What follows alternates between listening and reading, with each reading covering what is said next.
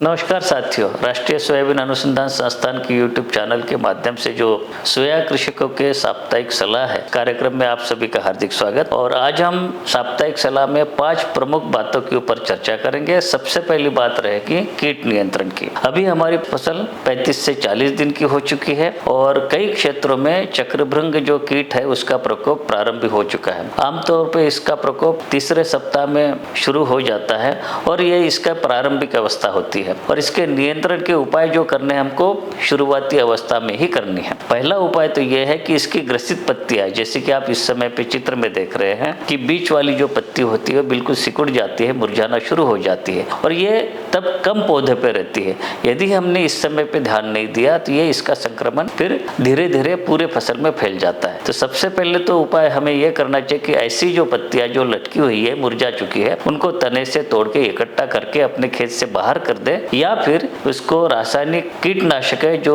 विशेष रूप से चक्रभृंग के लिए अनुशंसित किए गए हैं। आप इस समय पे उनकी सूची अपने स्क्रीन पे देख रहे हैं। इनमें से कोई एक रसायन लेके अपने खेत के ऊपर शुरुआती अवस्था में इसका छिड़काव कर ले तो हम इसको नियंत्रित कर सकते हैं। और इसके लिए जो अनुशंसित कीटनाशक है आप देख रहे हैं, थाइक्लोप्रिड है, टेट्रानिलिप्रोल है, क्लोरेंट्रानिलिप्रोल है, इमामेक्टिन बेंजोएट है, प्रोफेनोफास है। इनमें से कोई भी आप ले सकते हैं। दूसरा जो कीट है हमारी फसल में इस समय पे हमें ध्यान देना है नियंत्रण के लिए, उसका नाम है तना मक्खी। इस समय पे अपने स्क्रीन पे इसका फोटो देख रहे हैं किस तरह से इसकी जो पौधे हैं शुरुआती अवस्था में ही मुरझा जाते, सूख जाते और मर जाते हैं। और इसके नियंत्रण के लिए हमें क्या करना है, जो अनुशंसित दवाइयों के नाम इस समय पे आप स्क्रीन पे देख रहे हैं, विशेष रूप से पूर्व मिश्रित दवाइयां हैं। आप देख पा रहे हैं थायोमिथाक्सम और लैम्ब्डासाइलोथ्रिन, ये पूर्व मिश्रित दवा है 125 मिलीलीटर प्रति हेक्टर, या बीटा-साइक्लोथ्रिन और इमिडाक्लोप्रिड, ये भी पूर्व मिश्रित दवाएं, इसकी जो है 350 मिलीलीटर प्रति हेक्टर, या आइसोसाइक्लोसिरम नाम की एक दवा आती है 600 मिलीलीटर प्रति हेक्टर। इन तीनों में से कोई भी आप दवा लेके अपनी फसल में तना मक्खी के नियंत्रण के लिए छिड़काव कर सकते हैं। तीसरा जो कीड़ा है सोयाबीन की फसल में जो पत्ती खाने वाली बिल्कुल खोखली पत्तियां कर देती है, उसका नाम है बिहार हेयरी कैटरपिलर। इस समय पे अपने स्क्रीन पे इसका छायाचित्र देख रहे हैं और ये मध्य प्रदेश के कई स्थानों पे इसको कामला कीट के नाम से भी जानते हैं और ये पिछले कुछ सालों से बहुत अधिक संख्या में हमारी फसल पे दिखाई देने लगा है। और इसके नियंत्रण के लिए जो दवाइयां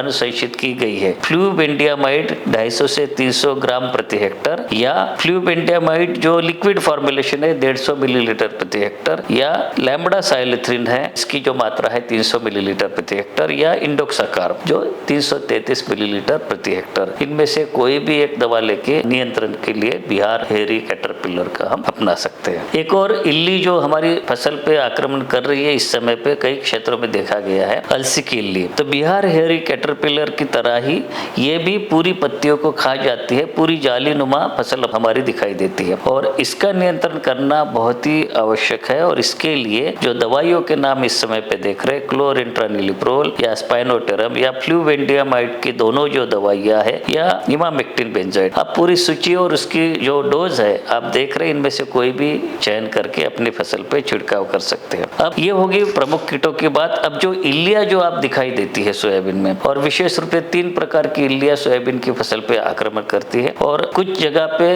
कुछ इल्लियां को आक्रमण हो चुका है या कुछ जगह पे होने की संभावना हो सकती है। तो सबसे पहले बात करेंगे सेमी-लूपर इल्ली की। आप इस समय पे इसका चित्र देख रहे हैं और ये क्या है कि हरे रंग की भी होती है। आजकल जो दूसरा हमने कुछ क्षेत्रों में देखा है ये काले रंग की होती है और जैसे क्रेट नाम का जो सांप होता है ना, उसके जैसे ही इसका कलर होता है। आप इस समय पे आप ध्यान से इसका चित्र देखें तो कुछ लोग इसको दूसरी कोई इल्ली मानेंगे, लेकिन ये सेमी-लूपर इल्ली ही है। और इसके नियंत्रण के लिए कई सारी दवाइयां इस समय पे जो आपके स्क्रीन पे दिखाई दे रही है अनुशंसित की गई है और इनमें से कोई भी एक आपके पास उपलब्ध है, इसका छिड़काव अपनी फसल में करके इसका नियंत्रण कर सकते हैं। दूसरी जो इल्ली सोयाबीन की फसल में कुछ जगह पे आ रही है या आने की संभावना हो सकती है, उसका नाम है तंबाकू की इल्ली। ये एक चितकबरी इल्ली होती है, धारदार इसके जो लाइनें बनी हुई रहती है अपने शरीर के ऊपर, और इसको नियंत्रित करने के लिए भी कई सारी दवाइयां उपलब्ध है जो कि अनुशंसित की गई है। स्पाइनोटेरम, क्लोरेंट्रानिलिप्रोल या इमामेक्टिन बेंजोएट या फ्लूबेंडियामाइड के दोनों जो स्वरूप है, और इंडोक्साकार एक और दवा है, नोवालुरॉन प्लस इंडोक्साकार। इनमें से कोई भी एक दवा लेके अपनी फसल पे छिड़काव आप कर सकते हैं। अब ये 3 या या 4 अलग अलग जो इल्लियों को हमने देखा, उसके नियंत्रण के लिए अनुशंसित दवाइयों को देखा। ऐसी स्थिति भी हो सकती है किसान भाइयों कि यदि आपके खेतों में ये तीनों इल्लियां एक साथ दिखाई दे, जैसे कि सेमीलूपर इल्ली भी है, तंबाकू की इल्ली भी है और एक चने की इल्ली भी हो सकती है। तीनों इल्लियां अगर आपके खेत में है तो इसके नियंत्रण के लिए 2-3 दवाइयां हैं जो कि इस समय पे आप स्क्रीन पे देख रहे हैं। इनमें से कोई भी एक का छिड़काव कर सकते हैं और इनके नाम है स्पाइनोटेरम या क्लोरेंट्रानिलिप्रोल, या जो क्लोरेंट्रानिलिप्रोल के साथ में लैम्ब्डासाइलोथ्रिन की पूर्व मिश्रित दवाई है। ये तीनों इल्लियां एक साथ होने पे छिड़काव कर सकते हैं। साथियों, ऐसी भी स्थिति हो सकती है कि यदि आपके खेत में पत्ती खाने वाली तीनों इल्लियां भी है, साथ में रस चूसने वाले कीट जैसे कि सफेद मक्खी है, एफिड जैसिड है और साथ ही साथ जो तने को खोखले करने वाले स्टेम बोरर्स या जिसको कि हम चक्रभृंग कहते हैं या तना मक्खी है, ये एक साथ तीनों प्रकार के कीड़े यदि आपकी फसल पे है तो इनके नियंत्रण भी एक साथ किया जा सकता है। और पूर्व मिश्रित दवाइयां जो कि बीटा साइक्लोथ्रिन और इमिडाक्लोप्रिड का मिश्रण है या थायोमिथाक्सम और लैम्ब्डासाइलोथ्रिन का मिश्रण है या क्लोरेंट्रानिलिप्रोल के साथ में लैम्ब्डासाइलोथ्रिन या इंडोक्साकार्ब, ये 4 में से कोई भी दवा लेके एक साथ आप पत्ती खाने वाली इल्लियां, स्टेम बोरर्स और रस चूसने वाले कीड़ों के नियंत्रण एक साथ कर सकते हैं। ध्यान रहे, इससे एक और फायदा है कि तना मक्खी के नियंत्रण भी इसी दवाइयों से हो जाएगा, अलग से उसके लिए डालने की जरूरत नहीं पड़ेगी। तो अभी हमने बात की कीट नियंत्रण की, अब बात करेंगे रोग नियंत्रण की।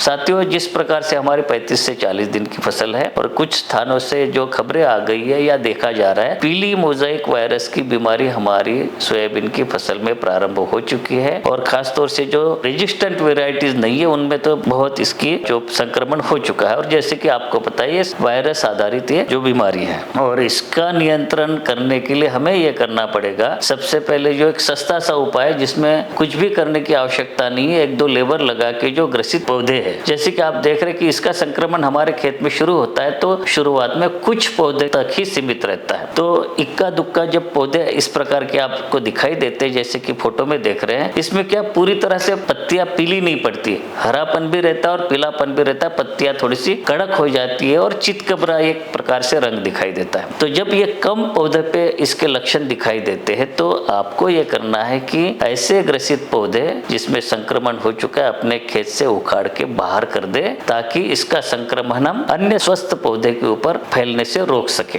तो ये पहला तरीका हो गया, क्योंकि इसमें क्या होता है कि सफेद मच्छर इसमें बैठता है जिसको कि सफेद मक्खी भी कहते हैं। ये क्या सफेद मच्छर करता है कि जो संक्रमित पौधे के ऊपर बैठ के वहां से रस चूसता है और उसके बाद में स्वस्थ पौधे पे बैठ के वहां का भी रस चूसना शुरू कर देता है। इस प्रकार से वो एक जगह से संक्रमित पौधे से वायरस अपने मुंह में लेके दूसरे स्वस्थ पौधे पे छोड़ देता है। तो धीरे धीरे 8 दिन में, 1 सप्ताह में हमारी पूरी फसल पीली पड़ जाती है और संक्रमित हो जाती है। तो इसके नियंत्रण का आसान सा तरीका है कि शुरुआती अवस्था में ही ऐसे पौधों को उखाड़ के अपने खेत से बाहर कर दे, या सुरक्षा के लिए जो अनुशंसित दवाइयां इस समय पे आपको स्क्रीन पे दिखाई दे रही है, पूर्व मिश्रित दवाइयां है, थायोमिथाक्सम प्लस लैम्ब्डासाइलोथ्रिन है या बीटा साइक्लोथ्रिन प्लस इमिडाक्लोप्रिड है या एसिटामिप्रिड प्लस बाइफेंथ्रिन है, इनमें से कोई एक दवा लेके आपका छिड़काव कर सकते हैं और इसके छिड़काव से तना मक्खी का भी नियंत्रण किया जा सकता है। तो ये होगी पीला मोजाइक वायरस के नियंत्रण की बात। कुछ जगह पे जैसे कि खबरें मिले कि लगातार बारिश हो रही है और ऐसे स्थिति में जो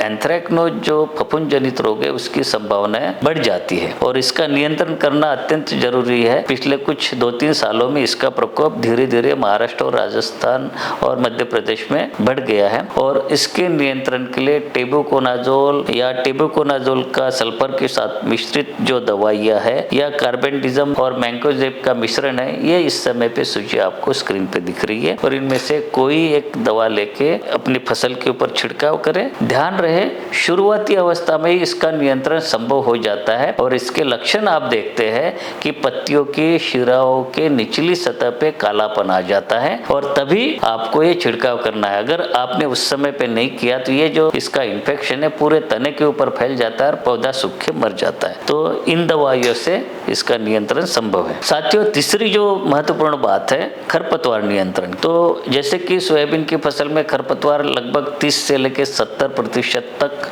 उत्पादन में नुकसान करते हैं और इसका नियंत्रण करना अत्यंत जरूरी है। यहाँ पे डोरा चलाने की बात है, कुल्पा चलाने की बात है, तो ये पहले माह के अंदर अंदर संभव है और इसका प्रयोग आप अवश्य कर सकते हैं। या हाथ से निंदाई करना श्रमिकों के माध्यम से, ये भी एक बहुत अच्छा विकल्प है। लेकिन ये अगर आपको संभव नहीं है तो आप खरपतवार नाशक दवा का भी छिड़काव कर सकते हैं और इसकी अनुशंसित दवाइयाँ है जो कि बोने के 10 से 12 दिन के बाद में छिड़काव करने वाली अलग है और 15 से 20 दिन के बाद में जो छिड़काव जिनका किया जा सकता है वो अलग है। तो जो भी आपको लगे इनमें से कोई एक दवा लेके इसका छिड़काव कर सकते हैं। अगर आप चाहे तो बहुत अच्छा एक माध्यम भी है कि डोरा चलाना। इस समय पे आप देख रहे हैं कि अपने खेत में ट्रैक्टर चलित डोरा का भी प्रयोग बढ़ रहा है। कुछ लोगों के पास में ऐसे यंत्र भी है, इसका भी आप छिड़काव कर सकते हैं। अगर ये संभव नहीं है तभी आप खरपतवार नाशक का छिड़काव आप कर सकते हैं। साथियों, जिन किसान भाइयों ने बोने के तुरंत बाद उपयोगी खरपतवार नाशक का प्रयोग किया है तो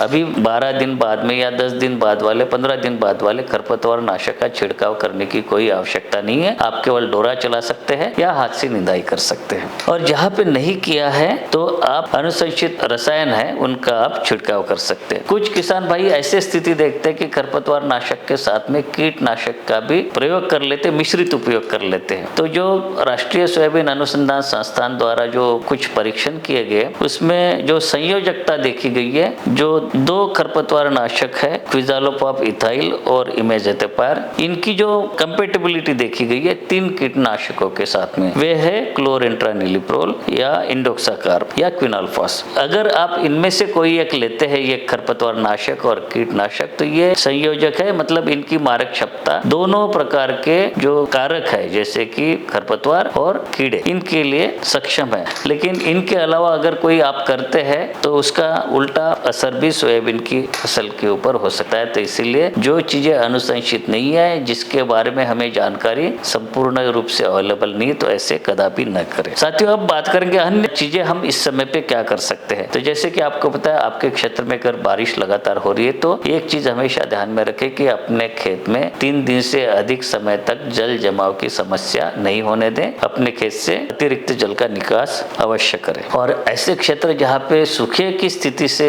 हमारी फसल गुजर रही है, आपको सिंचाई कर सकते हैं स्प्रिंकलर के माध्यम से या खुला इरिगेशन भी आप दे सकते हैं। जब सूखे की स्थिति रहती है, ऐसे स्थिति में जो इस समय पे जैसे कि आप फसल में लक्षण देख रहे हैं कि लोह तत्व की कमी से हमारी सोयाबीन की फसल पीली पड़ जाती है। लेकिन जब बारिश आ जाएगी तो अपने आप ये फसल रिकवर कर लेती है। लेकिन अधिक समय तक अगर सूखा रहता है और ऐसे लक्षण आपको दिखाई देते हैं तो इस समय पे आपको जो सूची यहाँ पे दिखाई दे रही है, आप छिड़काव कर सकते हैं फेरस सल्फेट 1% इसका घोल और 0.2% चूने के साथ में। यानी अगर सही मायने में देखा जाए तो प्रति लीटर पानी में 10 ग्राम फेरस सल्फेट और 2 ग्राम चूना मिला के अपनी टंकी में इसको मिश्रित करके इसका छिड़काव आप कर सकते हैं। साथियों, जब आपकी सोयाबीन की फसल यदि घनी हो जाती है तो चक्रभृंग या कई प्रकार के इल्लियों का प्रकोप बहुत अधिक संख्या में हो सकता है। और जैसे कि आपको बताया, चक्रभृंग का जो प्रकोप शुरू होता है तो पत्तियां लटकी हुई होती है। ऐसे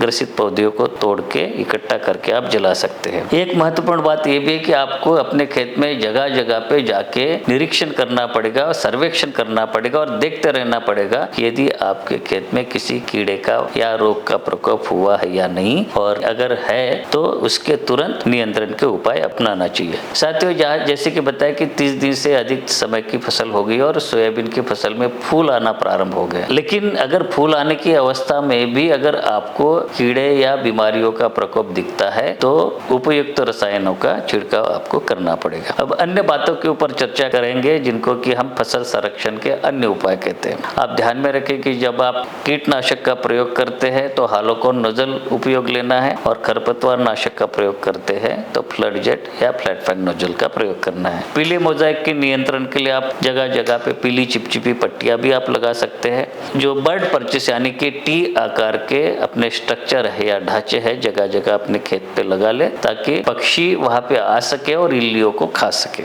जो फेरोमोन ट्रैप्स इस समय पे आपके पास में सोयाबीन की फसल में तंबाकू की इल्ली और चने की इल्ली के लिए बाजार में उपलब्ध है, वो यहाँ पे लाके आप लगा सकते हैं। और जैसे कि बताया कि आपको जगह जगह पे सर्वेक्षण करना है, पौधों को हिला के देखना है और तदनुसार फसल में कीट या रोग नियंत्रण के उपाय करना है। पानी की मात्रा की जहाँ तक सवाल है कि प्रति हेक्टर पानी छिड़काव के लिए अगर आप जो नैपसैक स्प्रेयर जो होता है 450 से 500 लीटर पानी का प्रयोग लगेगा, या अगर ट्रैक्टर चलित जो पावर स्प्रेयर का उपयोग करते हैं जैसे कि इस समय पे आप देख रहे हैं, तो 125 से लेके 150 लीटर पानी में भी फसल आपका हो सकता है। साथियों, ऐसे रसायन जो कि भारत सरकार द्वारा अनुशंसित नहीं है, केंद्रीय कीटनाशक बोर्ड की सूची में शामिल नहीं है सोयाबीन की फसल के लिए, तो ऐसे रसायनों का कदापि उपयोग न करें। एक और चीज, जब आप बाजार से या दुकानदार से कोई दवा या रसायन क्रय करते हैं तो उसका पक्का बिल हमेशा ले, ताकि अगर कोई अनहोनी सिचुएशन हो जाती है तो आप उस दुकानदार को जाके बिल आप दिखा सके और सरकारी जो कार्यालयों में भी आप इसको प्रूफ के रूप में दिखा सकते हैं। साथियों, जो लोग जैविक सोयाबीन उत्पादन लेते हैं तो उनके लिए जो कीट होने पे दूसरे जो उपाय है, अनुशंसित जैविक दवाइयां हैं जैसे कि बैसिलिस thuringiensis या बिवेरिया बैसियाना, इसको अपना सकते हैं और इस प्रकार से आप कीटों से सुरक्षा पा सकते हैं। तो साथियों, ये थी इस सप्ताह की साप्ताहिक सलाह। मिलेंगे अगले बार, तब तक के लिए आज्ञा दीजिए। नमस्कार।